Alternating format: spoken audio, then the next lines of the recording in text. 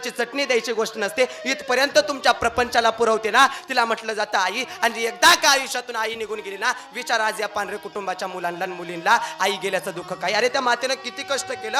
हा जो संसार दिसतोय ना, आनंदाचा दिसतोय ना भरलेला, त्याच्या पाठीमागं त्या लेकरांनी सांगितलं फक्त आमच्या आईचं पुण्य आहे आणि आमच्या आईचं कष्ट आहे. अरे इथून ना त्यापर्यंत चालत जावं, रोज भाजी विकण्याकरता शेतामध्ये काबाड कष्ट करून रोज आयुष्य त्यांनी झिजवलं. जसं जसं चंदन उगळल्यानंतर झिजतो ना, तसं स्वतःचं आयुष्य त्या मातेनं झिजवलं आणि हे लेकरं सुखात ठेवली, म्हणून आज ते सुखी दिसत आहेत. त्यांनी मला आल्याला सांगितलं, महाराज हे सगळं जे वैभव दिसतंय ना, ते फक्त आमच्या आईमुळे आहे. अरे आईचा आशीर्वाद, एखाद्या वेळी देवाचा आशीर्वाद लागेल का नाही मी सांगू शकत नाही, देवाचा आशीर्वाद सुद्धा मिळेल का नाही सांगू शकत नाही, पण आई वडिलांचा आशीर्वाद लागल्याशिवाय राहत नाही. म्हणून जोपर्यंत आहे तोपर्यंत जपा. अरे जगाच्या पाठीवर सर्व तीर्थ त्यांच्या चरणावरती येऊन टिकले, सर्व तीर्थाची अधुरे जे का माता पितरे. अरे मेल्यानंतर त्यांच्या पोटाच्या पुढे फळं ठेवून उपयोग नाही रे, जिवंतपणे आहे तोपर्यंत त्यांना जपा, त्यांना सुखात ठेवा. किती दिवस राहिले असते ताई का, 2 घास सुखाचे 4 शब्द त्यांच्या सोबत चांगलं बोला, त्यांना दुसरं काहीच लागत नाही. म्हातारपणाला काय अपेक्षा आहे त्यांची, तुम्ही त्यांना सुखात ठेवा. अरे भगवान परमात्मा आज 28 युग त्या विटेच्या तुकड्यावरती उभा कशा करता, फक्त पुंडलिक रायाची सेवा आहे. माय बापाची म्हणून देव सुद्धा घरी येतो. न लगते सायास जावे वनांतरा, सुखे येतो घरा नारायण. देव तुमच्या घरी आल्याशिवाय राहणार आहे. फक्त माय बापाला सुखात ठेवा, एवढीच प्रार्थना करतो. अख्खं कीर्तन विसरलं ती चालेल. अरे कौन सी चीज है जो यहाँ नहीं मिलती, कौन सी चीज है जो यहाँ नहीं मिलती, सब कुछ मिलता है रे लेकिन यहाँ माँ नहीं मिलती, लेकिन यहाँ माँ नहीं मिलती. तुका धन कुबेराची तेथे मनुष्याची काय आहे, निमित्ताचा धनी केला से प्राणे, तुका मने म्हणून व्यर्थ गेला. देह हे काळाचे धन कुबेराची, तिथे मनुष्याची काय आहे. विठाला विठाला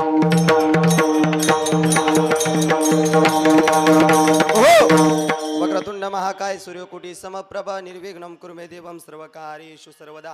सर्वमंगल मांगल्ये शिवे सर्वार्थ साधिके शरण्य त्र्यंबके गौरी नारायणी नमोस्तुते. गुरुर्ब्रह्मा गुरुर्विष्णू गुरुर्देवो महेश्वरा, गुरु साक्षात परब्रह्म तस्मै श्री गुरुवे नमः. नमो विठ्ठला राजया पांडुरंगा, नमो रुक्मिणी माऊली ज्ञानगंगा, नमो पुंडलिका नमो चंद्रभागा.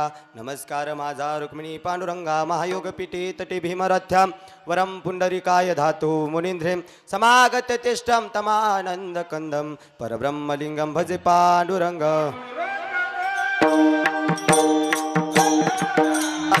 तुमचा अनुग्रह लादलो, पावन झालो चराचरी, मस्तक हे पायावरी या वारकरी संताच्या. नमो सद्गुरु तुक्या ज्ञानदीपा, नमो सद्गुरु सच्चिदानंद रूपा, नमो सद्गुरु भक्त कल्याण मूर्ती, नमो सद्गुरु भास्करा पूर्ण कीर्ती. जयाचा जनी जन्मनामार्थ झाला, जयाने सदावास नामात केला, जयाच्या मुखी सर्वदा नाम कीर्ती. नमस्कार त्या ब्रह्मचैतन्य मूर्ती, मनोजव मारुतुल्य वेगम, जितेंद्रियं बुद्धिमतं वरिष्ठं, वातात्मजं वानरयुद्धमुख्यं, श्रीरामदूतं शरणं प्रपद्ये. जयांचे केल्या स्मरण, होय सकळी विदेच्या अधिकरण, तेची वंदू श्री चरण श्री गुरूंचे. ते नमस्कारुणी आता आता बंधू रंगभूमिका, कीर्तने उभे होती लोका, टाळ मृदंग श्रोती दिखा, तया माझी नमन दंडवत ऐसे नमन करुणी सकळा. हरिकथा बोलवी बोबड्या बोला, आज्ञा आणि म्हणून आपुल्या बाळा, चालवी सकळा नामा म्हणे विठाला विठाला.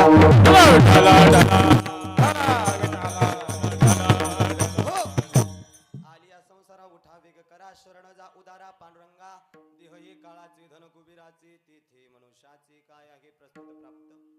कीर्तन रूपे सेवे करता अभंग जगत वंदने जगद्गुरु, वैराग्याचे मूर्तिमंत पुतळे, ज्याने वारकरी संप्रदायाचा कळस रचला, असे देहूचे सुप्रसिद्ध साधू नवे नवे.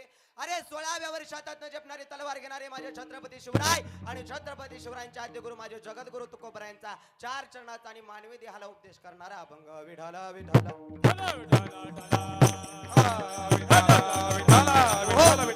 अभंगाद्वारा माझे जगद्गुरु तुकोबराया तुम्हा सर्वसामान्य जीवाला या विश्वामध्ये आल्यानंतर, या भूतलावरती आल्यानंतर, ज्याच्या सत्तेने तुम्ही आम्ही जन्माला आलोत, ज्याने तुम्हा आम्हाला जन्माला घातलं नवे नवे, ज्याच्यामुळे तुम्ही आम्ही चालतोय बोलतोय, तो जगाचा मालक जगाचा चालक भगवान परमात्मा.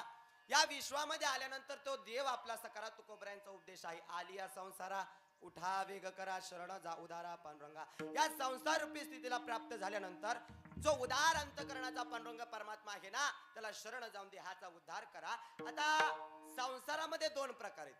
पहिला संसार म्हणजे हे विश्व, हे जग, त्याला म्हटलं गेले संसार. आणि दुसरा संसार म्हणजे तुम्ही आम्ही करतो तो प्रपंच आहे. पण तुकोबरायने इथं संसार हा शब्द अख्ख्या विश्व मानले बरं का.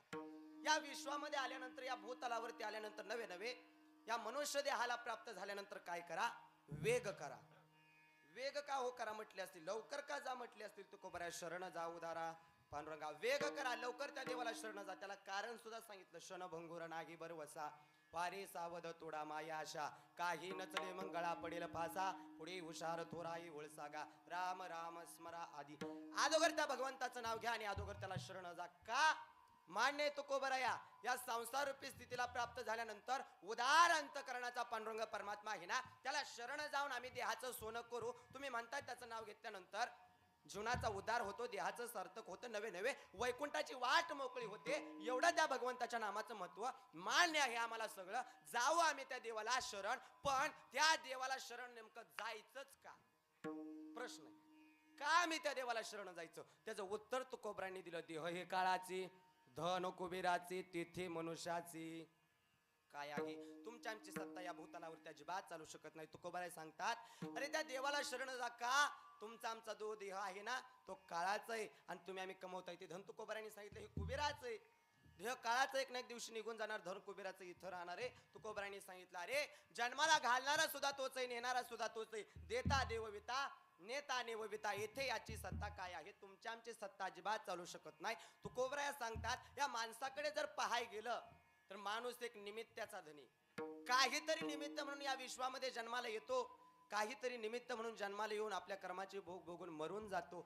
जन्माला यायचं मरायचं मरायचं हे घटिका यंत्र जैसे परिभ्रमे का, हे प्रत्येकाचं चालूच आहे.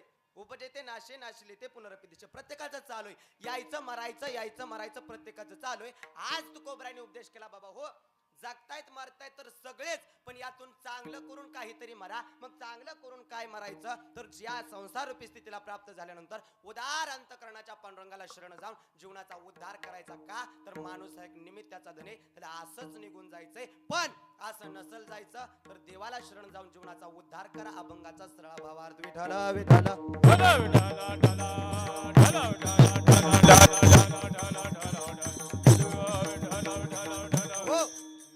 चतुराबाई बाबा पांढरे या मातेच्या प्रथम पुण्यस्मरणानिमित्त, वर्षश्राद्धानिमित्त आयोजित कीर्तन सेवा, भगवंताचं पवित्र नामचिंतन, सबंध पांढरे परिवाराकडून आलेली कीर्तन सेवा, एका आईच्या आत्म्याला शांतता प्राप्त करण्याकरता, नवे नवे स्वर्गामध्ये निश्चित अशी जागा प्राप्त करून देण्याकरता सबंध त्यांचं कुटुंब आहे.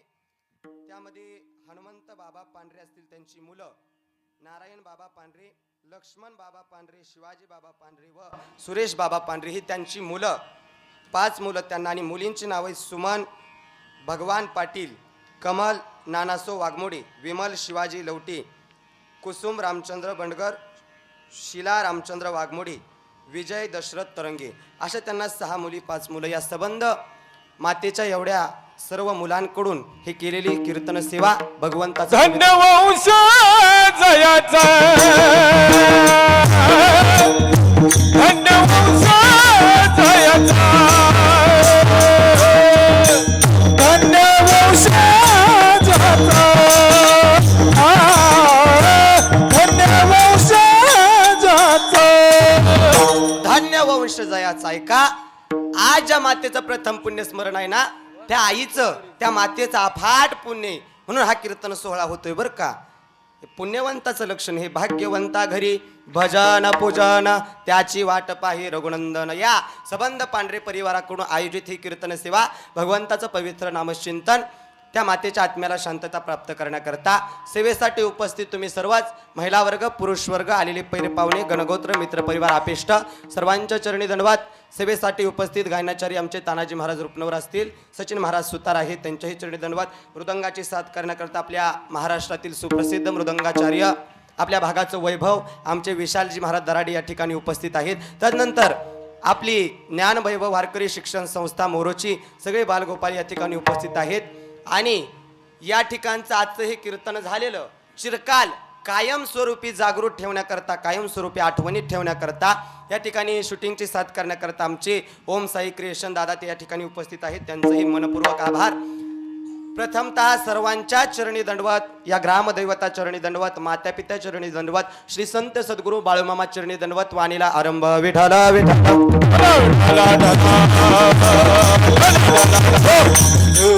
प्रथमतः शास्त्र शुद्ध पद्धतीने या विश्वामध्ये 3 वर्ग पडले. प्रस्तावनेमध्ये ऐका.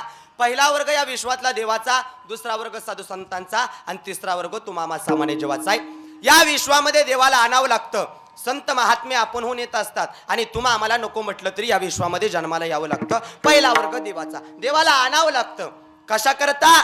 या विश्वामध्ये ज्यावेळी अधर्म वाढतो त्यावेळी भगवान परमात्म्याला अवतार घ्यावा लागतो. धर्माचे रक्षण करणे पाखंड खंडन किंवा धर्म रक्षावया अवतार घेशी आपल्या पारिशी भक्तजना. या विश्वामध्ये धर्माच्या रक्षणाकरता देव अवतार घेतो. यदा यदा हि धर्मस्य ग्लानिर्भवति भारत किंवा परित्राणाय साधूनां विनाशाय च दुष्कृतः धर्म संस्थापनार्थाय संभवामी युगे युगे. प्रत्येक युगामध्ये भगवान परमात्मा अवतार धारण करतो या विश्वामध्ये धर्माच्या रक्षणाकरता. विश्वामध्ये देवाला आणावं लागतं म्हणून देवाची साजरी आहे जयंती. दुसरा वर्ग साधू संत महात्मे आपण होऊन येत असतात. या विश्वामध्ये स्वतःच्या सत्तेने येतात आणि स्वतःच्या सत्तेने निघून जातात. त्यांचं नाव आहे संत महात्मे. काळावर सुद्धा मात संतांची आहे. संत महात्मे या विश्वामध्ये स्वतःहून येतात. आता संतांकडे जर पाहाय गेलं तर संत एक देवच आहेत बरं का. देवते संत निमित्त त्या प्रतिमा देव अथवा संत यामुळे मुळीच भेदभाव नाही. संत महात्मे सांगतात बाबा हो, अरे दिसाय जरी इथं तुम्हाला आम्ही माणसासारखं असलो ना तरी मुळात आम्ही माणूस आहोत, पण आमचा अंश इथला नाही. मुळात आमचं राहणंच इथलं नाही. आमचं राहणं आहे तरी कुठलं? आम्ही वैकुंठवासी, आम्ही वैकुंठवासी, आम्ही वैकुंठवासी, आम्ही वैकुंठवासी. आलो याची कारणाचे, आलो याची कारणाचे, आलो याची कारणाची, आलो राजकारणाचे. बोलिले नरसे, बोली माणसासारखं असलो तरी आमचा अंश इथला नाही. आम्ही वैकुंठवासी आलो याचे कारणासी बोलिले ऋषी साच भावे वरताया झाडू संताचे मा. या चाललेल्या जगात तरास माझ्या साधू संतांना होत नव्हता. त्याकरता त्यांनी अवतार धारण करून या विश्वामध्ये आले. या भूतलावर ते आले. तुम्हा आम्हाला मोक्षाची वाट, पुण्याची वाट, नवे नवे वैकुंठाची वाट जाऊन गेले म्हणून मार्ग दावून गेले आधी. दयानिधी संत ते किंवा गेले दिगंबर ईश्वर विभूती राहिल्या त्या कीर्ती जगा माझी. संत महात्म्यांचा आजतागायत नाव निघतं का? जगले चांगले, राहिले चांगले, त्यांना पुण्य केलं, उत्तमाची उरे कीर्तन पाहायचं. तदनंतर अभंगाकडे वळू. ऐका. श्राद्धाचं चिंतन जर ऐकायचं झालं तर 3 वर्ग मी सुरुवातीला सांगितलं. तिसरा वर्ग तुमचा आमचा माणसाचा आहे. माणसाला या जन्मामध्ये जन्माला यावं लागतं, आल्यानंतर मरावं लागतं आणि मेल्यानंतर तिसरा विधी म्हणजे माणसाचा शेवटचा विधी हा श्राद्धाचा आहे. 3 सोहळे माणसाच्या जन्मामध्ये. पहिला जन्माचा सोहळा आहे, दुसरा लग्नाचा सोहळा आहे आणि तिसरा मरणाचा सोहळा आहे बरं का.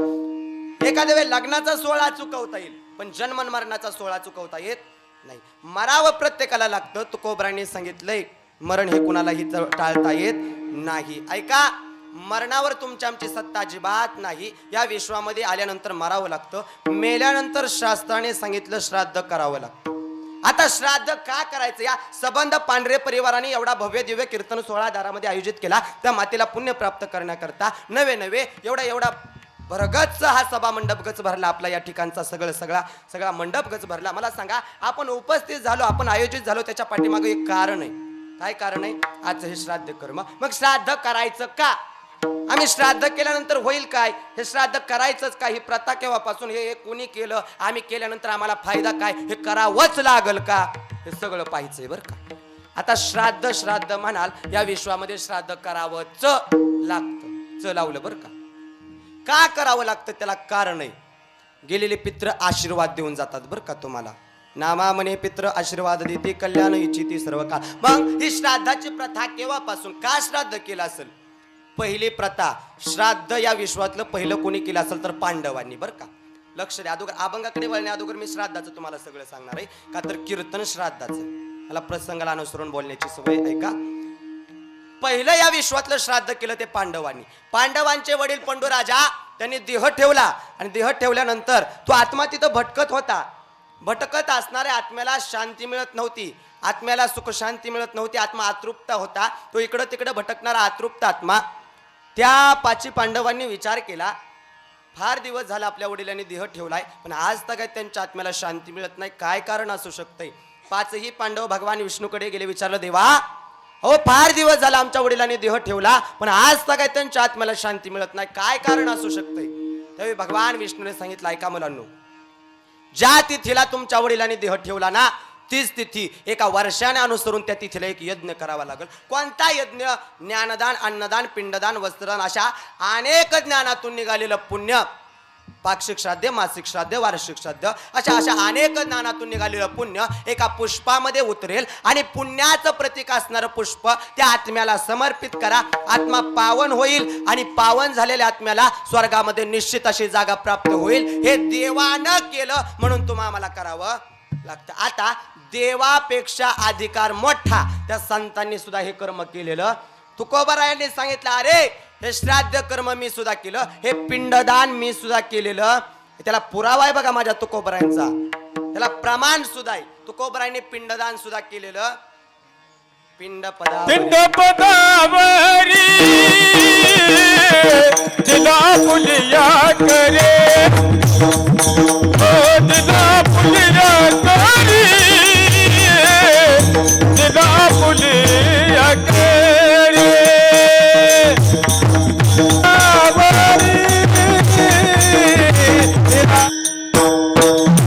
पिंड पदावरी दिला आपुले करी, माझे झाले गयावर जन, फिटले पितरांचे ऋण. ऐका, देवानं केलंच केलं. देवापेक्षा अधिकार मोठा त्या संतांनी सुद्धा हे केलेलं आहे कर्म. तुकोबाराय सांगतात, पिंड पदावरी दिला आपुले करी, माझे झाले गयावर जन, फिटले पितरांचे ऋण. गेलेला जीव पितरांच्या ऋणातून मुक्तता प्राप्त करण्याकरता हे श्राद्ध कर्म करावं लागतं. आता श्राद्धात सुद्धा 3 प्रकार आहेत. किती प्रकार? 3. श्राद्धाचे 3 प्रकार. त्यातला पहिला प्रकार त्याचं नाव पाक्षिक श्राद्ध, दुसरा प्रकार त्याचं नाव मासिक श्राद्ध आणि तिसरा प्रकार आजचा अखेरचं वर्ष श्राद्ध. बरं का? आणि अधिकच त्या व्यक्तीचं पुण्य असेल तर त्याची पुण्यतिथी होत असते. पहिला वर्ग शास्त्राने सांगितलं त्याचं नाव आहे पाक्षिक श्राद्ध. आता श्राद्धातला पहिला प्रकार पाक्षिक श्राद्धाचा जर विचार करायला गेला तर बघा, आपण पितृ पंधरवड्यामध्ये नातेवाईक जेवणाकरता घालतो, बरोबर ना? ते नातेवाईक जेवणाकरता घालत असताना तो आत्मा त्यामध्ये विलीन होऊन तो भोजन ग्रहण करून जात असतो. ते पितृ पंधरवड्यामध्ये जे नातेवाईक जेवणाकरता घालतो त्याला म्हटलं जातं पाक्षिक श्राद्ध. तदनंतर येतं ते मासिक श्राद्ध. गेलेला जीव, लक्ष द्या, हा गेलेला जीव सावडण्याच्या विधीपर्यंत घरामध्ये असतो. सावडण्याच्या विधीनंतर तो आत्मा घराच्या बाहेर पडतो आणि या पंचक्रोशीमध्ये भटकतो. कुठपर्यंत? आजच्या तिथीपर्यंत. आज बरोबर 12 नंतर तो आत्मा स्वर्गाच्या दारामध्ये उभा असणार आहे, त्याला सद्गती प्राप्त होणार आहे. आणि जरी त्या आत्म्याला पुण्य कमी पडत असेल तर या केलेल्या संकीर्तनातून निघालेलं पुण्य एका पुष्पामध्ये उतरतं आणि पुण्याचं प्रतीक असणारं पुष्प त्या आत्म्याला समर्पित केल्यानंतर आत्मा पावन होतो आणि पावन झालेल्या आत्म्याला स्वर्गामध्ये निश्चित अशी जागा प्राप्त होते. म्हणून श्राद्ध करायचं. विठ्ठल विठ्ठल.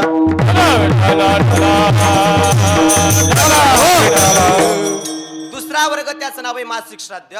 मासिक श्राद्ध म्हणजे गेलेला आत्मा प्रत्येक महिन्याला आपण पाहुणा जेवणाकरता घालतो गेलेल्या व्यक्तीच्या नावाने. तो पाहुण्याच्या रूपामध्ये तो आत्मा भोजन करण्याकरता त्या पाहुण्यामध्ये विलीन होतो, प्रविष्ट होतो आणि भोजन ग्रहण करून पुन्हा आपल्या मार्गाने मार्गस्थ होत असतो. त्याला म्हटलं जातं दुसरा वर्ग ते मासिक श्राद्ध. आणि अखेरचाच हे अखेरचं वर्ष श्राद्ध. बरं का? आता हे 3 प्रकार श्राद्धातले. श्राद्ध केल्यानंतर गेलेले आत्मा, गेलेला जीव पाठीमागच्या पिढीला आशीर्वाद देऊन जातो. त्याला संताचं प्रमाण सुद्धा आहे.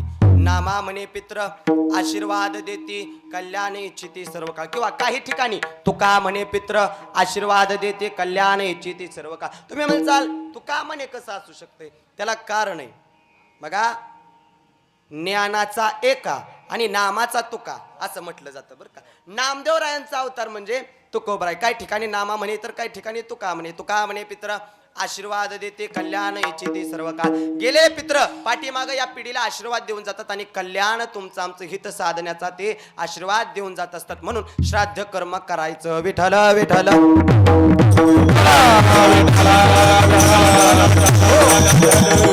म्हणून आजच्या अभंगातून तुकोबरायाने उपदेश केला, बाबा हो, प्रत्येकाला मरायचंय. या विश्वामध्ये अमर असं कोणी नाही. जो खाटेवाला तो ताटेव जाणार आहे. बारसं झालं तेरसं निश्चित आहे. अमर असा या विश्वामध्ये कोणच नाही. अमर हे संत महात्मे आहेत. तुम्ही आम्ही अमर नाही. प्रत्येकाला जन्माला आला म्हणजे तो मारणार हे निश्चित आहे. म्हणून तुकोबराने आज उपदेश केला. बाबा हो, आज मानवी देहाचं बोलायचं असतं बरं का. लक्ष द्या. तुम्हाला एवढा अनमोल देह मिळाला ना, एवढा अनमोल देह मिळाला ना, त्या देहाचा चांगला वापर करा. तुकोबराने सांगितलं का, तर माणूस जन्माला येण्याच्या पाठीमागे एक कारण आहे. त्या कारणाचं नाव आहे कर्म. केलेले कर्म भोगण्याकरता प्रत्येक जीवाला या विश्वामध्ये जन्माला यावं लागतं. हे कर्म कुणाला चुकलं नाही बरं का. ऐका, कर्म देवाला चुकलं नाही. देवापेक्षा अधिकार मोठा. एवढी भक्ती करून संत महात्मे सुद्धा श्रेष्ठत्वाला गेले, त्यांना सुद्धा कर्म चुकलं नाही. तुम्हा आम्हाला कर्म चुकणार नाही. केलेल्या कर्माचे भोग भोगण्याकरता जन्माला येऊन मारावं लागतं. पण कसे, पहिला काळ होता, एखाद्या माणसानं जर पाप केलं तर त्याच्या नातवाला भोगा यायचं. पहिला काळ होता, नातवाला भोगा यायचं. पण हे आता कलियुग आहे. इथं जो करेल तोच भोगेल बरं का. इथं त्यासाठी कर्म चांगलं ठेवायचं. उत्तमाची उरे कीर्ती मागे कर्म चांगलं असलं पाहिजे. का, तर हा माणसाचा जन्म एकदाच आहे आपल्याला. काय, यानंतर माणसाचा जन्म मिळणार नाही. हा जो जन्म आहे तो अनमोल आहे. देवाच्या आईच्या उदरामध्ये असताना जीव प्रार्थना करतो देवापाशी, हे देवा, हे पांडुरंगा ऐक ना देवा, मला मला मला या मायाजवळातून मुक्त कर, या गर्भातून मुक्त कर. हे कर देवा, मला जन्माला घाल. जन्माला घातल्यानंतर मी काय करील, 8वीनं पाय हा माझा नवस, रात्रनेही दिवस पांडुरंगा. हे देवा, जन्माला घाल. जन्माला आल्यानंतर मी तुझी सेवा करेल, तुझी भक्ती करेल, मनोभावे तुला पूजेल देवा. तुझे उपकार कधीच विसर नाही देवा. मला जन्माला घाल, मी काय करील, 8वीनं पाय आपण म्हणतो. पण जन्माला आल्यानंतर माणूस तसा करतो का हो? करतो का? डायरेक्ट नाही म्हणते ती, डायरेक्ट नाही म्हणतात. पण मान्य नाहीच म्हणावं लागेल का, तर आपण ते करत नाही. म्हणून तर श्राद्धाला कीर्तन असतं उपदेशासाठी बरं का. आता लक्ष द्या, देवाने देह दिलाय, जसा हा देह गेला, लक्ष द्या, श्राद्धाला कीर्तन का ठेवलंय त्याचा मुद्दा पहिल्यांदा लक्षात द्या. श्राद्धाला कीर्तन का ठेवायचं, गावामध्ये सप्ताच का, मुळात कीर्तनाच्या पाठीमागं एक कारण, कीर्तनच का असतं नव्हे नव्हे, त्याला संताचा पुरावा सुद्धा आहे. आता तरी पुढे हाची उपदेश नका करुणास. अरे झालं गेलं हे जाऊ द्या, इथून पुढे तरी तुम्ही सावध व्हा. मग मग मग मग नेमकं आम्ही सावध होऊन करायचं तरी काय, हरीचा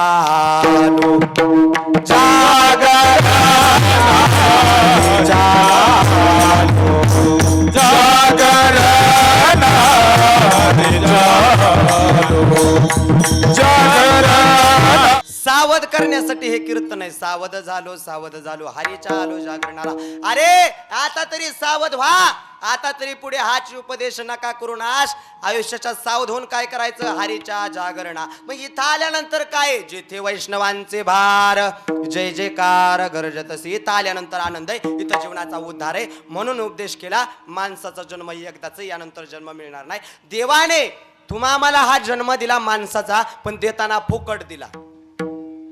काय म्हटलं मी, फुकट दिला. आणि आपल्या इकडं बघाय एक एक एक गोष्ट खरी आहे, तुम्हाला सुद्धा मान्य करावी लागल. माणसाला फुकट मिळालेल्या गोष्टीची किंमत कळत नाहीच कळत हो. आपल्याला फुकट देवाने देह दिला. बर, एवढा देवाने फुकट देह देताना काय काय दिलं, लक्ष सांगू, लक्ष देऊन ऐका. काय काय दिलं देवाने आपल्याला, दिले इंद्रिय हात पाय कान, डोळे मुख बोलाया वचन, जिने तो जोडशी नारायण नाशी जीवपन भवरोग. देवाने तुम्हा मला माणसाचा जन्म दिला. तो जन्म नुसता माणूस म्हणून जन्माला घातला नाही, त्याबरोबर अजून काहीतरी दिलंय. दिले इंद्रिय हात पाय कान, डोळे नाक मुख, एवढं सगळं देवाने दिलं. अंडरलाईन वाक्याखाली बरं का, फुकट दिलं एवढं. देवाने पाय दिले, नवे नवे देवाने आपल्याला हात दिले भगवंताच्या नामामध्ये टाळी वाजवण्याकरता. पांडुरंगाने पाय दिले पांडुरंग परमात्म्याची वारी करण्याकरता. ते मुख दिलं आपल्याला त्याचं नामस्मरण चिंतन करण्याकरता. कान दिले त्याची कीर्ती ऐकण्याकरता. आणि नवे नवे नवे नवे आमचा संबंध देहच, डोळं त्याचं मुख पाहण्याकरता दिलं. संबंध देह आमचा त्याच्या कारणी लावण्याकरता दिला. पण आम्ही त्याचा वापर केला डायरेक्ट नाही म्हणते ती, बरोबरच आहे, केलाच नाही हो. म्हणून आज कीर्तन आहे. आज कीर्तन चित्त देऊन ऐका. हा देह मिळाला तो अनमोल आहे. एवढं सगळं देवाने दिलं, एवढा अनमोल देह दिला, एवढा गोमटा देह देवाने दिला. मुळात देवाने आपल्याला देह दिला तरी कशा करता हो, देव दिला देह भजन समता, देव दिला देह भजन समता, देव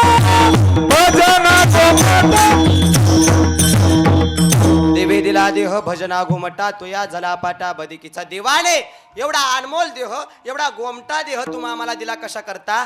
भजना करता. बोलत चला, बोलत चला. तुम्हाला माझी भाषा कळते का हो? तुम्ही चेहऱ्याचं एक्सप्रेशन का असं देणार? तुमचा चेहरा पहिली गोष्ट चांगली ठेवा हो. तुमच्या चेहऱ्यावर सगळे, मनात काय चाललंय कोण बघत नाही. चेहरा चांगलं ठेवा, चेहरा महत्वाचा चांगलं ठेवा. नाही तर काय काहींचा चेहरा असा असतात, असं वाटतं फेटा काढावा आणि त्याच्याच मांडीवर जाऊन झोपावं. तुमचं चेहरा चांगलं ठेवा बरं का. चेहऱ्यावर सगळे, तुमचं चेहरा म्हणजे गुलाबाची, हा तुमचं चेहरा म्हणजे गुलाबाची फुलं आहेत वय. बरं फुलं तर फुलं, पण कीर्तन होत तर त्याची सूर्य फुलं होऊ देऊ नका. तेवढं करा, तेवढं करा. चित्त देऊन ऐका. देवाने अनमोल देह दिला, गोमटा देह दिला आपल्याला भजना करता. आपण वापर केला भोजना करता, बरोबर ना? अजून एका गोष्टीसाठी देहाचा वापर करतो, त्याचं नाव आहे प्रपंच आणि संसार. तुकोबराने संतांनी सांगितलं नाही संसार करू नका, प्रपंच करू नका. ऐका, प्रपंच करा नेटका, नसो फटका न तुटका. त्याला असू द्या परमार्थाचा चुटका, नाही तर तुम्हाला बसेल नुसता फटका नाही, फटका आणि झटका संगच. म्हणून या विश्वामध्ये आल्यानंतर प्रपंच करत असताना परमार्थ साधा नवे नवे. या विश्वामध्ये आल्यानंतर जीवनाचं उद्धार म्हणजे भगवंताचं चरण आहे ना. म्हणून त्या देवाला विश्वामध्ये आल्यानंतर शरण जा. पण तुकोबाराया, त्या देवाला शरण जाण्यासाठी तुम्ही म्हणता ना, त्या देवाला शरण जा, शरण जा. संसारामध्ये आल्यानंतर देवाला शरण जा. पण सांगा तरी, नेमकं सांगा तरी आम्ही कोणत्या देवाला शरण जायचंय? अभंगाचं प्रथम चरण.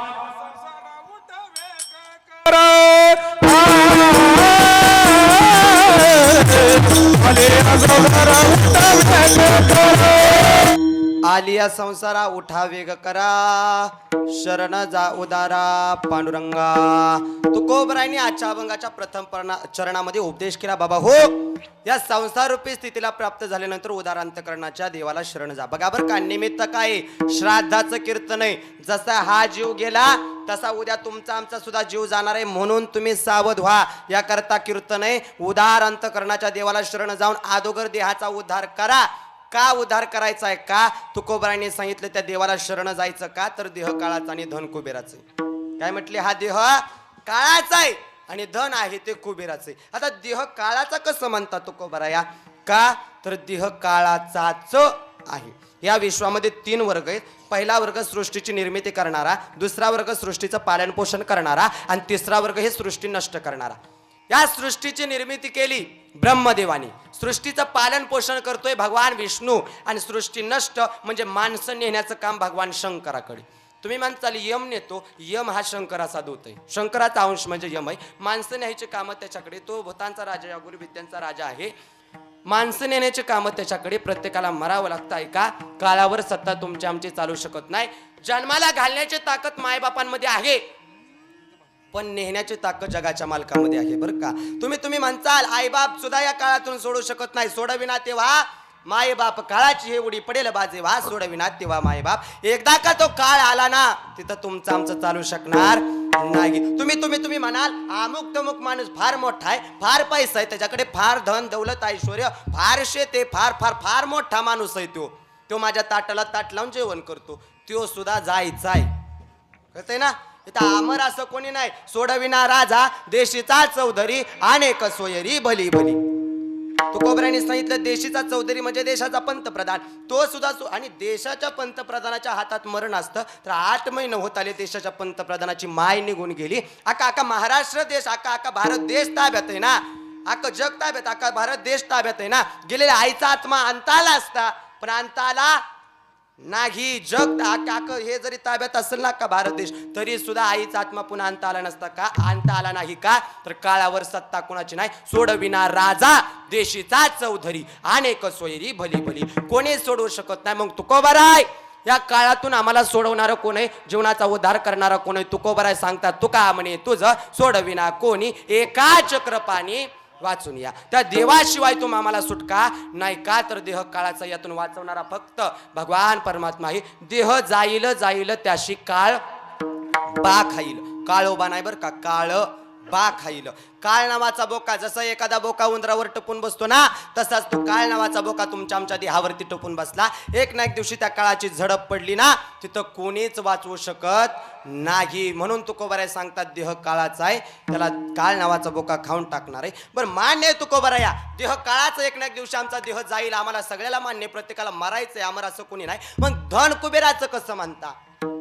तुकोबरांनी सांगितलं धन कुबेराचं. आता धन धन धन म्हणाल तर आपल्या भाषेत पैसा, दागिनं, शेती, वाडी ह्या सगळ्या गोष्टीला आपण धन म्हणतो. तुकोबरांनी सांगितलं तुमचे एरवित्य धन ते मजा मृतिके समा. शिवाजी महाराजांनी नजराणा पाठवला माझ्या तुकोबरायांना. धन दौलत, त्यात सोनं चांदी नाणे हिरे मोती सगळे होते. तुकोबरांनी ते वरचं कापड काढल्याबरोबर पाहतात तर काय सोनं, दाग दागिने. तुकोबरांनी सांगितलं तुमचे एरवित्य धन ते मजा मृतिके समान. तुमचं सोनं आहे ना, ते मला मातीसारखं आहे का, तर हे सोनं माझ्यासोबत अजिबात येणार नाही. एक लक्ष द्या, माणूस किती जगला याला कधीच महत्व नसतं बरं का. तुम्ही 100 वर्ष जगा, 200 100 आणि 200 लांब राहिलो होता, इथं 60 वर्षाची गॅरंटी नाही. ऐका, किती वर्ष जगा त्याला महत्व नाही. माणूस किती जगला याला महत्व नाही, माणूस कसा जगला याला महत्व आहे. माणसाने जीवन जगत असताना किती पैसा कमवला याला अजिबात महत्व नाही, पण तो पैसा कसा आणि कुठल्या मार्गाने कमवला याला फार महत्व आहे. माणसाने जीवन जगत असताना इथं काय कमवलं याला महत्व नाही, कमवून वर काय नेलं याला महत्व आहे. मला खरं सांगा, ऐका ऐका, सरा पुढं पुढं सरून घ्या. पुरुष वर्ग बाबा या पुढं, महिला तुम्ही सुद्धा अजिबात या पुढं, उठून या पुढं, सगळ्यांनी पुढं सरा. श्राद्धाचं कीर्तन एक वर माणसं येत राहणार, आपल्यामुळे दुसऱ्याला त्रास नको. सर्वांनी पुढं या, आजी उठून या. विठाला विठाला विठाला विठाला विठाला, उठून पुढे या, सगळ्यांनी पुढं सरून घ्या. सरा पुढं, सरा पुढं सरून घ्या, पटपट पटपट घ्या.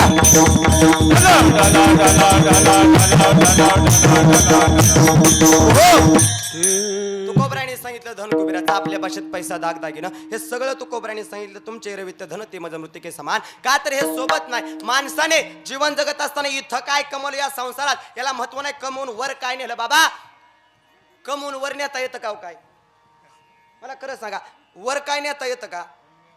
काय इथलं आहे का वर? का नेलं कुणी गठोडा बांधून आतापर्यंत? काय ना नेलं काय का सोबत आहे का? काय काय नाही ना, काय नाही ना. आज उलट ऐकायचं व्हायचं, मेल्यानंतर सोबत आहे. तुम्ही म्हणसाल महाराज आतापर्यंत लय महाराज आलं, सगळ्यांनी सांगितलं सगळं इथं आहे, सगळं इथं आहे. तुम्हीच कसं म्हणता वर नेता येतं? येतं च लावलं बरं का. इथं माणूस मेल्यानंतर आपल्याला वरती सुद्धा आपल्या सोबत काही गोष्टी नेता येतात.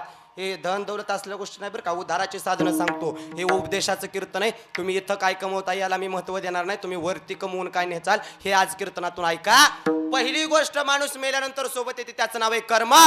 दुसरी गोष्ट, माणूस मेल्यानंतर सोबत येते त्याचं नाव आहे पुण्य. आणि तिसरी गोष्ट, माणूस मेल्यानंतर सोबत येते त्याचं नाव पवित्र तुळशीची माळ. विठाल विठाल.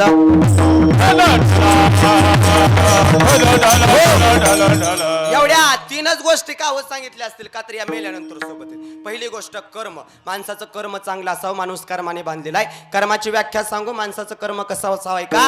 अरे सहज जरी आपण रस्त्यानं चाललो तरी प्रत्येकाने आपल्याला राम राम घातला पाहिजे. ज्यावेळी आपण निवांत घरी असो एखादा तरी आपल्याला भेटायला आला पाहिजे. ज्यावेळी आपण दुखात असो एखादा तरी आपलं डोळं पुसण्याकरता आला पाहिजे. ऐका, अरे ज्यावेळी आपण हे विश्व आणि जग सोडून जाऊ ना, त्या दिवशी प्रत्येकाच्या डोळ्यात नक्कीच पाणी आलं पाहिजे. एवढं गोड जीवन जगा. विठ्ठल विठ्ठल.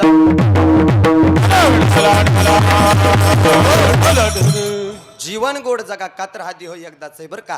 जीवन गोड जगा, कर्म चांगलं ठेवा, उत्तमाची उरे कीर्ती मागे. आपण मेल्यानंतर 4 लोकांनी चांगलं पाठीमागं नाव काढलं पाहिजे, एवढं जीवन जगा. नंतर एखाद्याने म्हणून आहे बरं झालं मेला उलातला, लय गावाला ताप होता. अजिबात नाही, चांगलं गोड जीवन जगा. का? हे कर्म तुमच्या सोबत आहे. दुसरी गोष्ट, माणूस मेल्यानंतर सोबत येते नाव पुण्य आहे. आता इथं पाप का म्हटलं नसेल हो? पाप पुण्य का नाही सोबत? फक्त पुण्य. पाप का नाही? का तर हे कलियुग, हिथं केलेलं पाप हिथंच फेडून मारायचंय. बरोबर आहे ना? हे कलियुग, इथं पाप वरती येत नाही, पुण्य वरती येतं. जीवन जगत असताना एवढं पुण्य करा, एवढा दान धर्म करा, एवढी मायबापाची सेवा, एवढी समाजाची सेवा करा, एवढी भगवंताची सेवा करा, एवढी मुक्या जनावरांची सेवा करा. ऐका, मुक्या जनावरांच्या सेवेचं महत्व एवढं, आपल्या या माळशिरस तालुक्याचं एवढं मोठं पुण्य, एवढं मोठं भाग्य. आज आपल्या या माळशिरस तालुक्यातल्या धर्मपुरी गावामध्ये माझ्या श्री संत सद्गुरू बाळूमामांच्या नावाने गोशाळा चालू आहे. आज तिथं खसाबाच्या कत्तलखान्यातून देशी गाया आज 60 गायांची ती मनोभावे सेवा करतात. मुळात गायीला मारणं म्हणजे आईला मारल्याचं पाप आहे बरं का. साक्षात 33 कोटी देवाचं अधिष्ठान असणारी हिंदू धर्माची पवित्र मानली जाणारी गाय, त्या गायीचा व्यवहार सुद्धा केला जात नाही. व्यवहार करणारा माणूस नरकात जातो. त्या गायीला जर कापत असेल तर तुमच्या आमच्यासारखं पाप मोठं नाही. त्या मुक्या जनावरांची सेवा करा. आज न नफा न तोटा ते श्री संत सद्गुरू बाळूमामा गोशाळा आज 60 गाया ते भगवंत कसा तिथं चालवत असेल ते त्यांनाच माहिती बरं का. आज भाग्य मोठं आपल्या माळशिरस तालुक्याचं तिथं गोशाळा उभारलेली आहे बाळूमामांच्या कृपा आशीर्वादाने, आणि मंदिर सुद्धा आहे तिथं. मुक्या जनावरांची सेवा करा, दान धर्म करा, आई वडिलांची संतांची देवाची एवढी सेवा करा, एवढा दान धर्म एवढं पुण्य कमवा. अरे एवढं पुण्य कमवा, स्वर्गात गेल्यानंतर स्वर्गाची दारं सुद्धा आपल्यासाठी आपोआप मोकळी झाली पाहिजे. एवढं पुण्य कमवा. विठ्ठल विठ्ठल.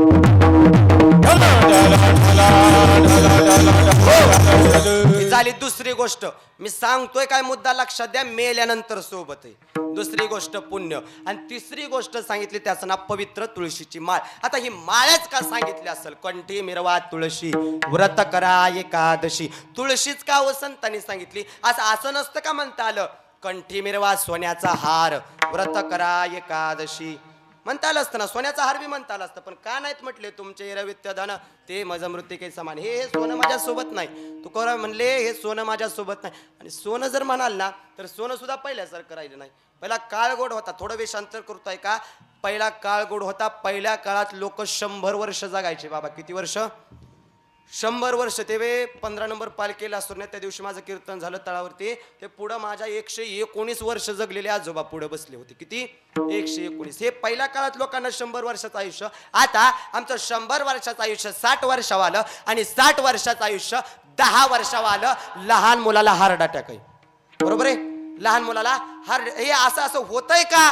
का तर आमचं राहणं चांगलं नाही, आमचं खाणं चांगलं नाही, आणि आमचं पेनं सुद्धा चांगलं पाणी बरं का. लक्ष देऊन ऐका. खाणं चांगलं नाही, राहणं चांगलं नाही, पेणं चांगलं नाही. कसं म्हणतात तुकोबा महाराज? पहिली गोष्ट म्हणजे आमचं खाणं चांगलं नाही. पहिल्या काळात लोक खात होते चांगलं. आजीबाई तुम्हाला आठवते का? बघा पहिल्या काळात आपल्या घरामध्ये जाता असायचं. आठवतंय ना? तुम्ही चेहरे चांगले ठेवा बरं का. ते चेहरे चांगले ठेवा. मला खरं सांगा, तुमच्या नातवासारखा आजी, पहिल्या काळामध्ये आपल्या घरात जाता असायचं. आठवतंय ना? आता त्याचं नावच जातं बिचारा, कशाला राहतं ते गेलं, निघून गेलं. ते बिनबोबाट निघून जाताना जात सुद्धा म्हणून गेलं नाही, ते गेलं आता जातं. मला खरं सांगा, पहिल्या काळात आपल्या घरामध्ये जात असायचं. जात्यावरती तुम्ही दळण दळताना गाणी म्हणायचं बघा. सुंदर माझे जाते ग फिरते भौतुके, ओव्या गावो कौतुके तो ये रे बा विठ्ठला. सासू आणि सासरा दिरतो तिसरा, ओव्या गावो भरतारा तो ये रे बा विठ्ठला. सुंदर माझे जाते ग बाई फिरते भौतुके, ओव्या गावो कौतुके तो ये रे बा विठ्ठला. सुंदर गाणी म्हणायचा बघा तुम्ही पहिल्या काळामध्ये त्या जात्यावरती. ते त्या गाणी म्हणताना, ओव्या म्हणताना केलेलं पुण्य त्या अन्नामध्ये उतरायचं, आणि पुण्यवान अन्न ग्रहण केल्यानंतर माणूस जास्त दिवस जगायचा. पहिल्या काळात लोक खात होती चांगलं. पहिल्या काळातली लोक पेत होती चांगलं पाणी. कसं पेत होती लक्ष द्या. पहिल्या काळात आजीबाई तुम्हाला आठवते, तुम्ही विहिरीवरून पाणी शेंदून आणायचं. बरोबर आहे ना? आणायचं का नाही विहिरीवरून पाणी शेंदून? आता मजा आहे का नाही? दारात पाणी आहे ना, दारात पाणी. आता किचनला पाणी आहे बघा.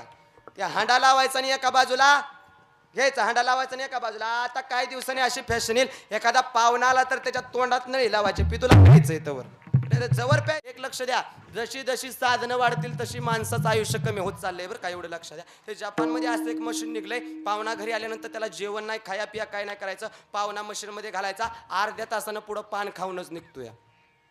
खाऊन पिऊन सगळं सगळं सगळं टेन्शनच नाही. एवढा काळ बदलला. जशी साधनं बदलतील तसं आयुष्य कमी होत चाललंय. लक्ष द्या. पहिल्या काळामध्ये बघा, आजीबाई आठवतंय का तुम्हाला? आपल्या दारात एक माणूस यायचा, मला नाव सांगा. त्यानं धोतर घातलेलं असायचं, वरती झगा असायचा, पायामध्ये चाळ असायचे, खांद्याला झोळे असायचे, हातामध्ये चिपळे असायच्या, कपाळाला गंध, वरती मोऱ्याचा टोप, आणि सकाळच्या पर्यंत तो आपल्या दारात नाचत यायचा. नाव काय त्याचं? मोठ्यानं काय नाव? वासुदेव यायचा बरं का. पहिल्या काळात संत महात्मे वासुदेव पिंगळा जोशी सगळे सावध करा यायचे. ओठा जागे वारे आता, स्मरण करा पंढरीनाथ, भावे चरणी ठेवा माथा, चुकावी व्याता जन्माच्या, धनदारा पुत्र जन्म. पहिल्या काळामध्ये संत महात्मे वासुदेव तुम्हाला सावध करायचे. सकाळच्या पर्यंत यायचे ना? यायचे ना? मला खरं सांगा, पहिल्या काळात संत महात्मे वासुदेव तुम्हाला सावध करायचे. आता कोण येतंय? म्हणा की बटरवाला. अरे कोण येतंय आपल्या दारात आता? पहिला काळ गोड होता हो. पहिल्या काळात संत महात्मे वासुदेव सावरकर यायचे. पहिल्या काळात सोनं असायचं, भरपूर सोनं असायचं. किती सोनं असायचं महिला मंडळ. पहिल्या काळातली कपाट उघडली ना कपाट, तर बदा बदा बदा बदा सोनं पडायचं. काय पडायचं? काय काय काय? पहिल्या काळात सोनं. आणि आता भाषा कळती ना माझी? काय पडतंय आता? म्हणा की साड्या म्हणा, मोठ्याने म्हणा. खरं ते खरं हो, त्याचं काय असतं तर साड्याच पडतं. ते मागच्या पेपरला 6 महिन्यापूर्वी बातमी त्या पुण्यातल्या एका बिचारीनं एवढ्या त्या कपाटात कुंभू साड्या ठेवल्या, एवढ्या साड्या ठेवल्या. कपाट उघडला असा ढिगचा अंगावडा असा. बाय बुजली दिसण्याशी झाली. अरे बघताय काय मेली? मरोज तवर साड्या कुठं असतात? ऐका, पहिला काळ गोट होता. पहिल्या काळात सोनं असायचं, आता सोनं राहिलं नाही. पण सोनं घालू नका असं माझं मत अजिबात नाही. माणसाने शोभेसाठी सोनं घालावं, पण एवढं ध्यानात ठेवून घालावं ते कायम सोबत. मग कायम सोबत काय? लक्ष द्या, माणूस मेल्यानंतर आज तक आतापर्यंत सोन्यात एक लक्ष द्या, किती सोनं घालू नका मत नाही. घाला शोभेसाठी, कमरेचा करदुडा सुद्धा सोबत नाही. जीवन जगत असताना एक दागिना असाय जो माणूस मेल्यानंतर सोबत येतो आणि आज तक त्याला हात लावायची कोणाची ताकद नाही. त्या दागिन्याचं नाव पवित्र तुळशीची माळ. विठ्ठल विठ्ठल.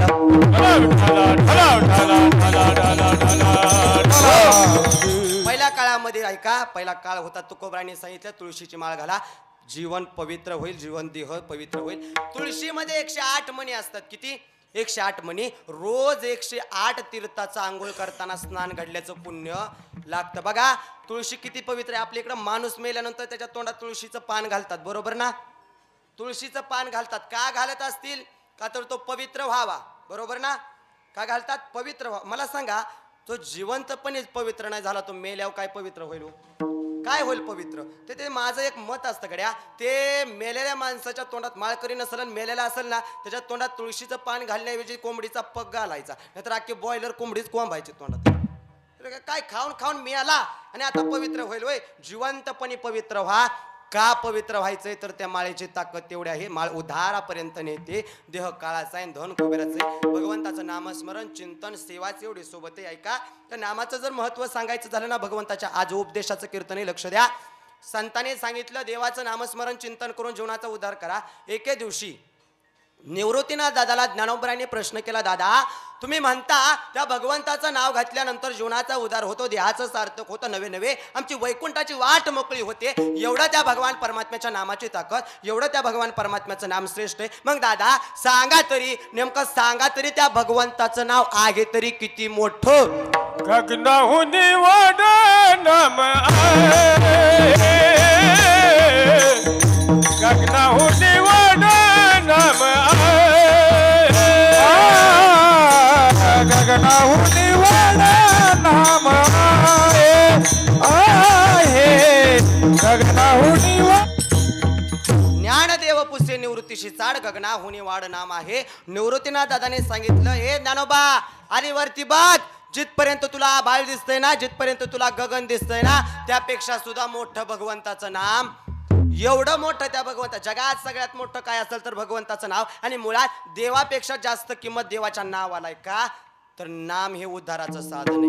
भगवान परमात्म्याची ताकद फार मोठी आहे, त्याच्या नामाची ताकद सुद्धा तितकी मोठी. राम राम राम नाव टाकलं होतं तर दगड सुद्धा तरली होती, बरोबर ना?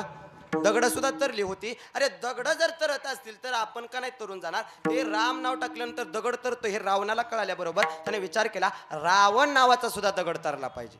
तर रावण फार बुद्धिवान, रावणासारखा महादेवाचा भगवत भक्त होणे नाही. एक फुल कमी पडलं होतं तर स्वतःचं शिर वाहिलं होतं, एवढा श्रेष्ठ रावण. रावणाच्या बंदिस्त काण्यात 33 कोटी देव होते. वरुण देव लंका धुण्याकरता, वायुदेव लंका झाडण्याकरता, गणपती बाप्पा गाढवं वळण्याकरता होते, जेजुरीचा खंडोबा अख्ख्या महाराष्ट्राचं कुलदैवत तो रावणाची दाढी करण्याकरता होता. असे असे सगळे देव त्याच्या बंदिस्त खाण्यात होते. रावणाची लग्न 80,000 झाली. किती? आपली किती? तुमचं किती झाले? एक. कसं या त्याचं कसं असेल विचार करा. 80,000, 1 लाख नातू, 1.25 लाख पंतू. मतदानाला उभा राहिला तर बिनविरोधच. किस्सा आहे ना त्याची होती हो. एवढा विशाल रावण होता, एवढा विशाल रावण. त्या रावणाने विचार केला, रावणाची लंका कशी होती? सोन्याची लंका. लंका कुणाची? लंका महादेवाची बरं का. ती रावणाची कशी झाली ती वास्तुशांतीच्या कीर्तनात सांगतो, इथं नाही. लक्ष द्या. एवढा विशाल रावण त्याने विचार केला, रामाचा तरतोय, माझा सुद्धा तरला पाहिजे. रावण नाव टाकलं, दगड पाण्यात टाकणार. मंदोदरी धावत आली. पत्नी विचारला, हो काय करताय? तो राम आहे, जगाचा मालक आहे, जगाचा चालक आहे, सत्ताधीश भगवान परमात्मा आहे. त्याच्या सत्तेशिवाय या विश्वातलं पान सुद्धा हलत नाही. तो जगाचा मालक आहे, त्याच्या नामाने काही सुद्धा तरू शकते. तुमच्या नामाने दगड तरणार नाही, कशाला स्वतःचा अपमान करून घेताय? असं म्हटल्या बरोबर त्या रावणाने सांगितलं, हे बघ बाई, मी हा रावण नावाचा दगड तरून धावणार. असं म्हटल्या बरोबर रावण नाव टाकलं, दगड पाण्यात टाकला. असा दगड तरला. काय झालं? दगड तरला. त्याला कारण होतं. दगडाला त्या रावणाने सांगितलं होतं, हे बघ दगडा, जर तू नाही तरला, अरे जर तू नाही तरला ना, तर तुला रामाची शपथ आहे असं सांगितलं होतं. म्हणून रावण नावाचा दगड सुद्धा तरला. मला खरं सांगा, दगड सुद्धा त्या नामाने तरत असतील, तुम्ही आम्ही का नाही तरून जाणार? नक्कीच तरून जाणार. नामाची ताकद अजून सांगायचं झाले तर हरी उच्चारणी, मंत्र पयाघात, पळे भूतबाधा बेनेते. एवढी ताकद आहे हो. संतांनी भूतबाधा नाव वापरली तर काय पळे भूतबा. आता काय लोक म्हणतात या जगामध्ये भूत नाही. काय होतंय, आजकालची लोक लय शिकली की लय हुशार होत्यात. कळते ना तुम्हाला? लय शिकली की म्हणतात जगात भूतच नाही. आता काही गोष्टी अंधश्रद्धा आहेत, मान्य सुद्धा केल्या पाहिजे. लोक म्हणतात आम्ही वर्ष श्राद्धाचं खात काय म्हणतात बरं का, आपल्यात सुद्धा खात मरत नाही लगेच. लक्ष अजिबात. मला सांगा, कीर्तन पवित्र किंवा पवित्र? पवित्र कीर्तनाचा परिणाम शेजारी होणाऱ्या अन्नावरती झाला. अन्न पुण्यवान झालं का पापवान? पुण्यवान अन्न आपण ग्रहण केल्यानंतर आपण पवित्र हो का अपवित्र? पवित्र हो. एवढं सगळं सोपं कळतंय तरी सुद्धा आम्ही वरी श्राद्धाचं खात, ते श्राद्ध सुद्धा म्हणत नाहीत बरं का. अजिबात खात नाही, अजिबात. लक्ष द्या, हे अंधश्रद्धा आहे. लोक म्हणतात चप्पल गेली की 7.5 जाती. 7.5 जात नाही, ती 350ला काम लागते. सुखाचं आहे वय ते. 7.5 जाती वय तवा. काही अंधश्रद्धा. मांजर आडवं गेलं की काय नाही का, मांजर आडवं गेलं की दुप्पट फायदा असतो. लक्ष द्या, हे अंधश्रद्धा आहे. हा, भूत अंधश्रद्धेत मोडत नाही. लक्ष द्या. लोक म्हणतात भूत नाही. जाहीर आणि स्पष्ट आहे का, भूत नसतं तर बाळूमामांनी मेतक्यामध्ये फाल्गुन वद्य द्वितीयाला भूतबाधा खांबरवला नसता. भूत नसतं, ग्रंथांमध्ये भूतबाधा नाव आलं नसतं. भूतच नसतं, महावैष्णव ज्ञानोबरांनी लिहिलं नसतं, पळे भूतबाधा भेणे. तिथे भूत आहे. आता भूत म्हणजे काय? एखादा विषय काढला तर पूर्णत्वाला न्यावा. भूत म्हणजे तुमच्या आमचा सारखा मेलेला आत्मा जो अतृप्त असतो, ज्या आत्म्याचं अन्नदान, पिंडदान, ज्ञानदान, वस्त्रदान, पाक्षिक श्राद्ध, मासिक श्राद्ध, वार्षिक श्राद्ध, कुठला श्राद्ध कुठला विधी केलेला नसतो. म्हणून वर्ष श्राद्ध करत जा. त्याला कारण आहे, तो आत्मा अतृप्त राहतो. अतृप्त आत्मा, इकडं तिकडं भटकणारा आत्मा ऐन वेळी काळीच्या वेळी तुमच्या आमच्या देहामध्ये प्रविष्ट होणे, तुमच्या आमच्या देहामध्ये विलीन होणे, त्याला म्हटलं जातं भूत लागणं. आपल्या भाषेत लागिरं झालं. ते जीव उत्तर हिकडून यायचं, ते हिकडून आलं. ते असू द्या का, ते आपल्याला परिणाम आहे टीव्हीचा. हो, असू द्या. बरं मला सांगा, आपण काय म्हणतो त्याला भूत लागणं. आता भूताचा जर विचार करायला गेला तर पहिल्या काळात भूत भरपूर असायचे. आता पहिल्या काळात किती भूत. आमच्या तावशी गावाच्या नदीकडे ती निरा नदी गेले, आमचे लोक जुने सांगायचे नदीच्या कडून ती भूत टिंब घेऊन जाताना दिसायची. एवढी भूत असायची. पण आता भूतच राहिली नाही ती. का तर माणसंच भूतासारखी वागायला लागले. भूतच राहिली नाही ती. हो, किती भूत. पहिल्या काळात शंकराच्या लग्नात नाचाय भूत होती. भूते वेताळ नाचती.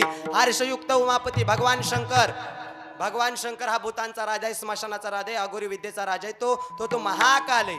भगवान शंकराच्या लग्नात भूत नाचत होती. भूत वेताळ नाचते, भूत वेताळ नाचते, भूत वेताळ नाचते, भूत वेताळ नाचते, भूत वेताळ नाचते, हर्षयुक्त उमापते,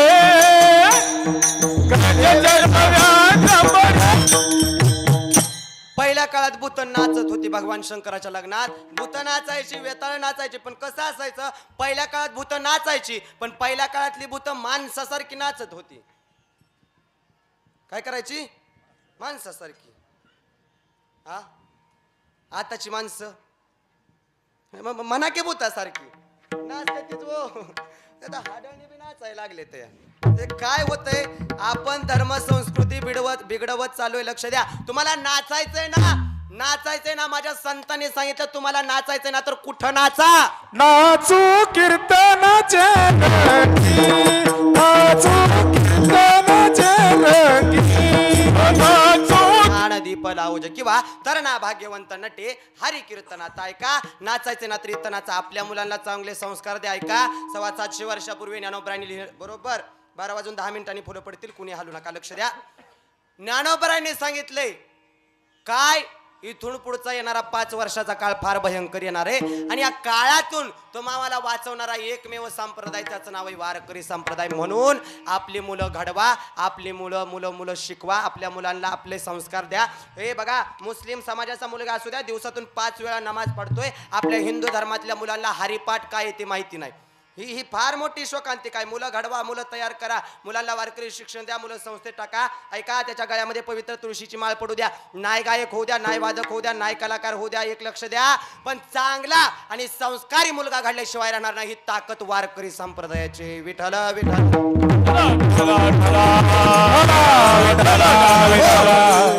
त्याच्या गळ्यामध्ये माळ पडू द्या. बघा, आपलं म्हातारपण सुखाचं जाईल असं वाटत असेल ना, फार काळ वाईट येणार आहे. मुलं संस्कारी घडवा, त्याच्या गळ्यामध्ये पवित्र तुळशीची माळ पडू द्या. एक भाकरी मिळू द्या त्याला, एक भाकरी, त्यातली अर्धी का व्हायना, पण तो माय बापाला दिल्याशिवाय राहणार नाही. ही या माळची ताकद आहे. म्हणून मुलं माळकरी घडवा, मुलं संस्कारी घडवा. मुलं किती बिघडत चालली. तानाजी महाराज मसवडला कीर्तन परवा दिवशी आमच्या गावचं ग्रामदैवत भैरवनाथाचं दर्शन घेतलं आणि बाहेर निघून गाडीत बसणार तेवढ्यात एक लेकरू पूर्ण धावत आलं. ते धावत पळत येत होतं. ते 10-12 वर्षाचं आहे. त्या पोराचं नाव सांगत नाही, तर ड्रायव्हर आमच्या गावचा आहे. ते नाव सांगत नाही, तुम्हाला लक्ष द्या. ते पोरग तंबाखू चोळत येत होतं पुढून. 12 वर्षाचं लेकरू. बघा संस्कार का मुलांना द्या. तंबाखू खात येत होतं. कसं? तंबाखू चोळत येत होतं. मी त्याला म्हणलं, का रे लाज वाटत नाही का रे तुला? म्हणलं 10-12 वर्षाचं तुझं वय, खुशाल तंबाखू खातो, खेळायच्या पळायच्या वयामध्ये तू खुशाल तंबाखू खातो, लाज वाटत नाही का तुला? तो म्हणला, महाराज बिराज तिकडं मंडपात.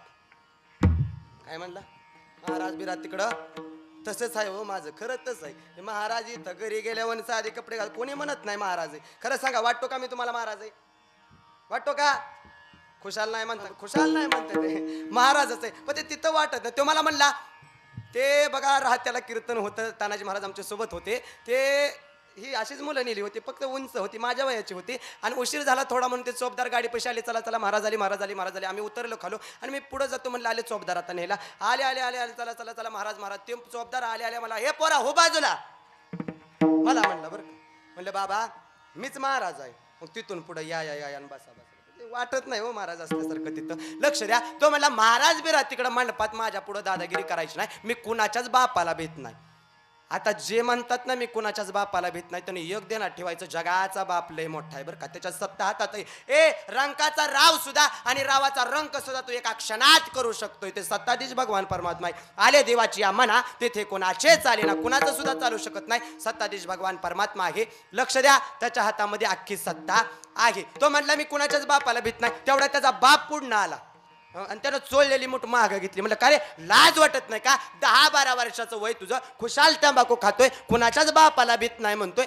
बाप पुढं आल्याबरोबर चोळलेली मूठ का मागं घेतली? तो म्हणला मी कुणाच्याच बापाला भीत नाही. मग बाप बघितल्यावर चोळलेली मूठ का मागं घेतली? म्हणला ती जात ह्यातलीच अर्धी मागती. कळतंय ना तुम्हाला? त्याचा बापच जर असा तर पोरगा कीर्तनकार व्हायचा का? म्हणून अगोदर तुम्ही चांगलं राहा, मुलांना संस्कार चांगलं द्या. शुद्ध बीजापोटी फळे रसाळ गोमटी किंवा आपुलिया हिता जो अशी जागता धन्य माता पिता तयाची. अगोदर तुम्ही चांगलं राहा. गर्भामध्ये मूल असताना गीता भगवतेचं श्रवण करा, अखंड चिंतन विठोबाचं करा. मुलं सात्विक जन्माला येतात. आपलं पुण्य असावं लागतं तेव्हा कुठं मुलं चांगली जन्माला येतात. तुम्ही नीट राहा, तुम्ही चांगलं बघा, तुम्ही चांगले संस्कार द्या. मुलं नक्कीच सात्विक घडल्याशिवाय राहणार नाही. ही काळाची गरज आहे. मुलांना नामस्मरण चिंतन कळलं पाहिजे. आपला हिंदू धर्म कळाला पाहिजे. हिंदू धर्मामध्ये सर्वात श्रेष्ठ काय असेल तर भगवंताचं नाम आहे. ते नाम घेतल्यानंतर जीवनाचा उद्धार होतो, देहाचं सार्थक होतं, वैकुंठाची वाट मोकळी होते. संतांनी हेच सांगितलं. पण तुकोबाराय, तुम्ही म्हणताना भगवंताच्या नामाची एवढी ताकद, एवढा मोठा महिमा मान्य आहे आम्हाला. आम्ही त्या देवाचं नाव सुद्धा घेऊ, जीवनाचा उद्धार करू, देहाचं सार्थक करू, वैकुंठाची वाट सुद्धा मोकळी करू. पण नेमकं आम्हाला सोपं करून द्या. भगवंताचं नाव घेऊन जीवनाचा उद्धार करण्याकरता नेमकं सांगा तरी आम्ही त्या भगवंताचं नाव नेमकं घ्यायचं तरी कसं?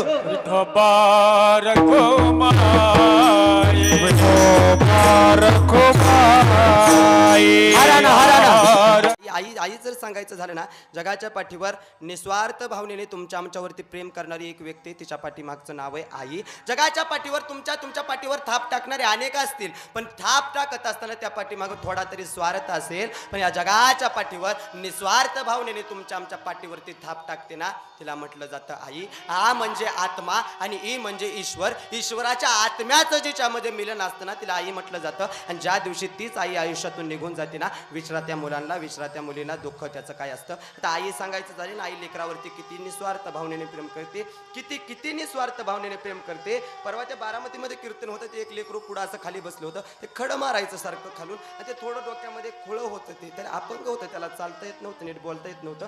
खालून लोक म्हणले, महाराज ते थोडं डोक्यामध्ये कमी आहे, तुम्ही शांत कीर्तन करा. कीर्तन झाल्यानंतर त्या लेकराची आई घेऊन पुढं आली. पुढं आल्यानंतर त्या आईनं मस्त डोक्यावरती दाबलं माझ्या, म्हणे पड महाराजांच्या पाया. आता मुळात आमचा आशीर्वाद एवढा मोठा नाही, आमचा एवढा मोठा अधिकार नाही. आम्ही जरी कीर्तनकार म्हणून तुमच्या पुढे उभा असेल तर त्याआधी मी एक सामान्य मुलगा आहे. मला सुद्धा भावना आहेत. म्हटलं काकू का हो त्याला तुम्ही माझ्या मांडी माझ्या डोकं ठेवताय पायावरती. ते म्हणे महाराज याला काहीतरी चांगला आशीर्वाद द्या. म्हटलं काकू चांगला आशीर्वाद म्हणजे काय द्यायचं, बरं सांगा, तुम्ही सांगा मी याला काय आशीर्वाद देऊ. बघा आईचा स्वार्थ कधीच नसतो बरं का. आईनं सांगितलं महाराज याला आशीर्वाद द्यायचा आहे ना, एकच आशीर्वाद द्या, जोपर्यंत मी जिथे ना तोपर्यंत हा मेला पाहिजे. काय म्हटली ती आई, जोपर्यंत मी जिवंत आहे तो हा पर्यंत मेलाच पाहिजे. असं का म्हटले असेल आई. म्हटलं काकू तुकोबराने लिहिलं, लेकुराची इथं वाई माऊलीची चित्त आईशी कळवळ याची जाती करी लाभा विन प्रीती. कोणत्याही लाभाची नापेक्षा करता आई लेकरावरती प्रेम करते. जिचे बाळ पिढे बाळ प्राण तियेचा व्याकुळ. असं सगळं जग सांगतं. तुम्ही कसं मानता मी जिवंत असेपर्यंत माझं लेकरू मेलं पाहिजे. त्या आईनं सांगितलं महाराज माझं लेकरू अपंग आहे, त्याला खाता येत नाही, पिता येत नाही, बोलता येत नाही, चालता येत नाही. मी जिवंत आहे तोपर्यंत त्याची सेवा करेल. जर मीच मेले तर याची घाण कोण काढणार, याला अन्न पाणी कोण देणार, याची सेवा कोण करणार. म्हणून मी जिवंत आहे तोपर्यंत हा मेला पाहिजे. त्या आईनं म्हटली अशी. पण मला खरं सांगा या पाठीमागं स्वार्थ होता का निस्वार्थ भाव होता हो. ऐका, अरे लेकरू मरावं असं सुद्धा देवाकडे मागते ती हितासाठीच. एवढी निस्वार्थ भावनेची प्रेम करणारी आई जगाच्या पाठीवर आहे. ऐका, खरा घडलेला प्रसंग आहे, तुम्हाला आई कळेल. 5 मिनिटं थांबा फक्त. अवघे आई काय असते. जगाच्या पाठीवर सहज जरी ठेच लागली तर आपण आई ग म्हणतो. दुःखाच्या वेळी आपल्याला आई आठवते का, तर दुःखात नेहमी आई साथ देत असते. आणि आई निघून गेल्यानंतरचं दुःख तुम्हाला कळल्याशिवाय राहत नाही. लेकरू लहानाचं मोठं त्या आईनं करावं, तर हाताच्या फोडासारखं जपावं. 9 महिने 9 दिवस 5 किलोचा दगड आपण पोटावरती बांधून थांबा, 1 तास आपल्याला दम निघत नाही. पण 9 महिने 9 दिवस जिनं गर्भात वाढवलं, अरे रक्ताचं दूध करून पाजलं, तर हाताच्या फोडासारखं तुम्ही आम्हाला जपलं. तीच आई आयुष्यातून निघून जाते ना. विचारा त्या मुलींना, विचारा त्या मुलांना काय दुःख असतं. मुलगी लहानाचं मोठं ते लेकरू केलं, मूल केलं, मुलाचं लग्न झालं. लग्न झाल्यानंतर काही दिवसानं त्या आईला टीबीचा त्रास झाला, खोकला येत होता, घशाला खोकला यायचा. म्हणून कालांतराने त्याची पत्नी आणि नवरा दोघं सुद्धा कामाला जायचे. घरी आल्यानंतर त्या आईसारखी खोकायची, आईला त्रास व्हायचा. त्या पत्नीनं सांगितलं, हे बघा तुमच्या आईमुळे अख्खा दिवस मी कष्ट करून इथं येते, घरी आले की तुमच्या आईचा त्रास आहे, एक करा, एकतर या घरात तुमची आई तरी राहील नाही तर मी तरी राहील. तर एक लक्ष द्या, तुम्ही सासूला आई म्हणता, माझं जाहीर स्पष्ट मत आहे, सासूला आई म्हणण्यापेक्षा आई माना, लक्ष्मी तुमच्या घरात नांदेल. अजिबात तिला दुःख देऊ नका, तिनं ते दुःख भोगलंय म्हणून ते तुम्हाला हे उपदेश करत असते हो. लक्ष द्या, म्हणे ही तरी राहील नाही तर मी तरी राहील. तर त्याला गरज होती हो पत्नीची. त्यानं आईला घेतलं. म्हणे ठीक आहे, मी आईचा काहीतरी बंदोबस्त करतो. म्हणे आईला मी कुठंतरी लांब नेऊन ठेवतो. असं म्हटल्याबरोबर वृद्धाश्रमात तरी कसं जावावं, लोक नावं ठेवतील ना. म्हणून त्यानं आईला घेतलं. रात्रीची पहर आहे आणि घनदाट जंगल आहे पुण्यातलं, आणि त्या ठिकाणी आईला सोडण्याकरता आई थोडं अंध होती हो, आईला दिसत नव्हतं. पण आई लेकराच्या शब्दावर ओळखते त्याच्या मनात काय चाललंय ते, बरं का. ती आई असते हो, देवापेक्षा अधिकार मोठा आहे तिचा. आईला घेऊन गेला. आता जायचं कुठं, तर वनात आईला सोडायची.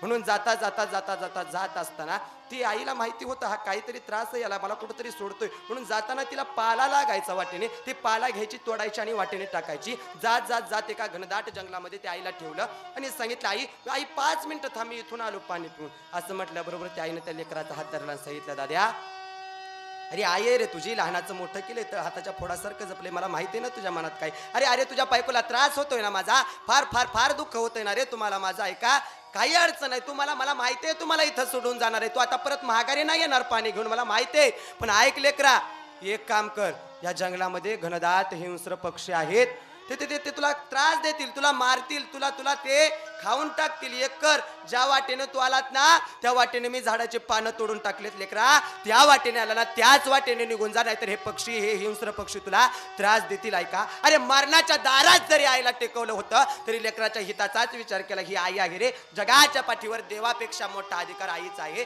निस्वार्थ भावनेने प्रेम करते. लक्ष द्या. अरे आई आई आई कुठपर्यंत आहे महिला मंडळ? आज तुम्ही 5-6 मुली आहेत, लक्ष द्या.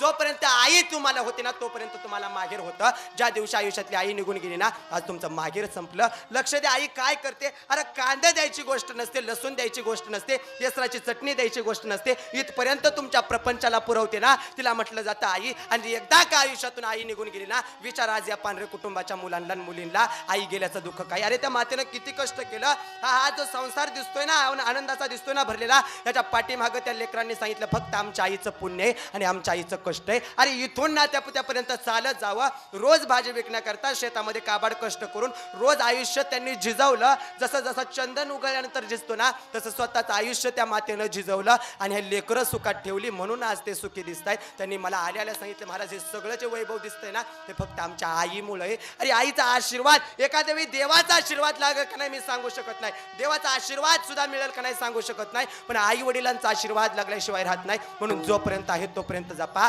अरे जगाच्या पाठीवर सर्व तीर्थ त्यांच्या चरणावरती येऊन टिकले. सर्व तीर्थाची यादुरे जे का माता पितरे. अरे मेल्यानंतर त्यांच्या पोटाच्या पुढे फळं ठेवून उपयोग नाही रे. जिवंतपणे आहे तोपर्यंत त्यांना जपा, त्यांना सुखात ठेवा. किती दिवस राहिले असते का?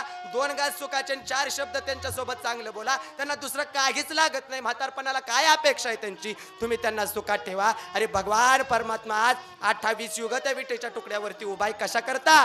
फक्त पुंडलिक रायाची सेवा आहे. माय बापाची म्हणून देव सुद्धा घरी येतो. न लगते सायास जावे वनांतरा, सुखे येतो घरा नारायण. देव तुमच्या घरी आल्याशिवाय राहणार नाही. फक्त माय बापाला सुखात ठेवा एवढीच प्रार्थना करतो. अख्खं कीर्तन विसरलं ती चालेल. अरे कौन सी चीज है जो यहाँ नहीं मिलती, कौन सी चीज है जो यहाँ नहीं मिलती. सब कुछ मिलता है रे लेकिन यहाँ माँ नहीं मिलती, लेकिन यहाँ माँ नहीं मिलती. तुकाराम तुकाराम तुकाराम तुकाराम तुकाराम तुकाराम तुकाराम. असो या आईच्या प्रथम पुण्यस्मरणानिमित्त आयोजित कीर्तन सेवा एक सांगून जातो. जाहीर स्पष्ट आहे का, तुमची आई निघून गेली, तुम्हाला आई पुन्हा पाहाय मिळणार नाही. पण पाहाय मिळेल कधी? वर्षातून एकदा तरी पंढरपूरला जा. पंढरपूरला जाऊन चंद्रभागेचं स्नान करून पुंडलिकरायाचं, नामदेवपारीचं, चोखोबरायांचं, माझ्या कानोपात्रा मातेचं दर्शन घेऊन रांगेला उभा राहा. पुढे येऊन त्या गरुड खांबाला काढून मिठी मारा. आणि तिथून पुढे आल्यानंतर जगाचा बाप तिथं उभाय, जगाची आई उभाय, जगाचा बाप उभाय, तो पांडुरंग परमात्मा. त्याला डोळं भरून पहा. तुम्हाला त्याच्यामध्ये तुमची आई दिसल्याशिवाय राहणार नाही. का? तर तो जगाचा बाप सुद्धा आहे आणि जगाची आई सुद्धा आहे. म्हणून त्याला शरण जाऊन जीवनाचा उद्धार करा. ज्याचे आई वडील गेलेत ना त्यानं देवाला आई वडील म्हणा, तो सुख दिल्याशिवाय राहणार नाही. असो या कुटुंबाने आयोजित केलेला कीर्तन सोहळा सर्वांच्या चरणी दंडवत. मृदंगाची साथ विशाल महाराज आहे.